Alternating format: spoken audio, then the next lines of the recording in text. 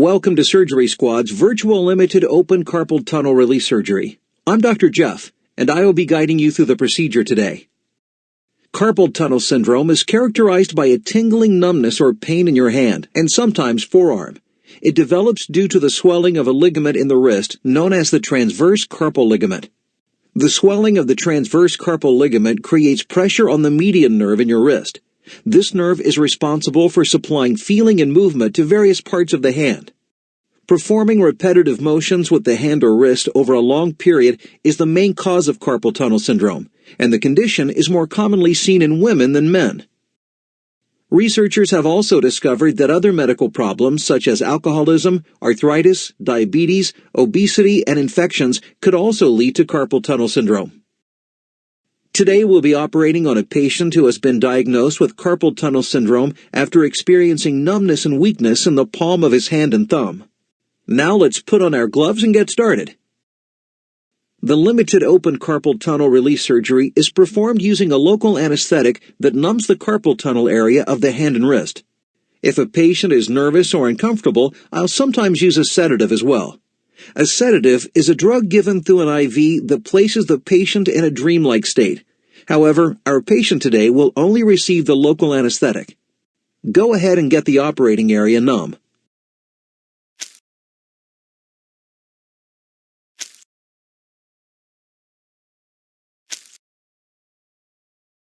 With the wrist anesthetized, we can now begin the operation. I've already tied a tourniquet around the patient's upper arm. Can you go ahead and outline where we'll be making our incision?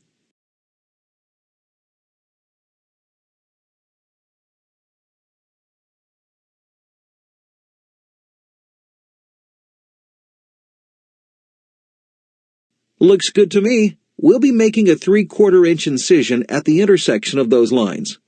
Now take the scalpel and make the incision.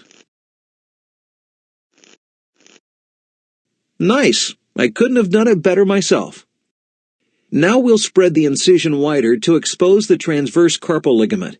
This band of tissue is the cause of the problems. Place the retractors into the incision and spread it open. I think you're a natural at this.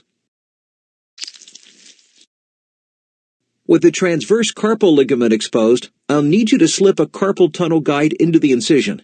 This is a blunt-tipped instrument with a groove on the upper surface to accommodate a special knife. The carpal tunnel guide is placed down the carpal tunnel and underneath the ligament and is used to protect the underlying nerve and tendons. Go ahead and push the carpal tunnel guide into place. Once it's in position, you'll advance our special knife down the guide to split the carpal ligament. As you push the knife forward, you will feel it cutting through the carpal ligament.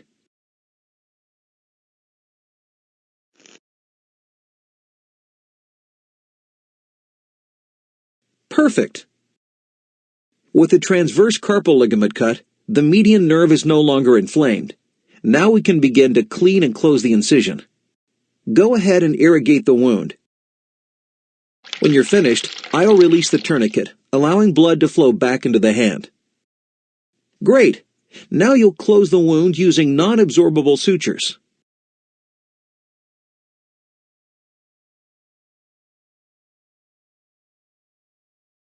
With the wound closed, we'll inject additional numbing medicine around the operating site to help relieve some of the immediate pain the patient may feel after surgery.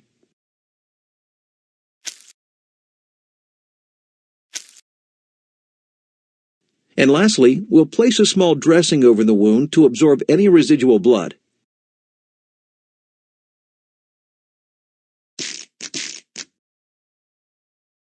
We'll immobilize the wrist with a splint and a sling, and after 1 to 3 hours, our patient is sent home to recover. Our patient needs to keep in mind that because of some of the medications we used, he may experience a bit of nausea. He will also be given pain medication to help relieve the discomfort he'll feel in his wrist. Once our patient returns home, he'll be asked to follow specific instructions for driving, exercise, and medication. This will include keeping his hand elevated above his heart for the first few days after surgery. About 2 weeks after surgery, we'll remove our patient's stitches, and he'll be gradually allowed to return to his normal routines in 4 to 6 weeks. And that's a limited open carpal tunnel release surgery. Thanks for stopping by. Why not try out some of the other amazing surgeries